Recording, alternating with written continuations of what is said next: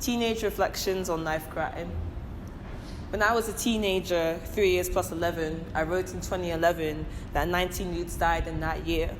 That was a smaller number than 2008 when 29 lost their lives, but a higher statistic than 2009 when 13 youths tragically died. Their flowers still fresh at the scene, their murals still stand strong.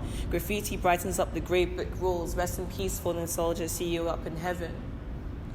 I find that now as an adult, 11 years plus 10, the same narrative appears to be repeating itself over and over again.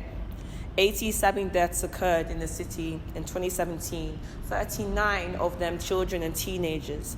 And I don't know about you, but I am so sick of these new and statistics that overwhelm us. I'm tired of seeing the same cordon of scenes and the body tents that cover those now lifeless figurines that were once carefree living teens. When I was a teenager, 3 years plus 11, I declared that my ends are in North London, Barnet, on a hill next to a park and a house that's attached. I questioned whether that would make me detached from the label placed on the backs of all the London's young and trapped. I find that now as an adult, 10 years plus 11, my surroundings did little to lessen the blow I felt of the prospect of these young people dying and ascending to heaven. The perception was that most of these teen victims had to be gangbangers. Most of these victims had to have a connection to a postcode, a weapon, or an attitude of aggression. This was never the case. These victims were aspiring rappers, aspiring university students, young people with a sense of direction. They were entrepreneurs, loving sons, aspiring RAF cadets, and up-and-coming model, on the verge of international attention and amazing intentions.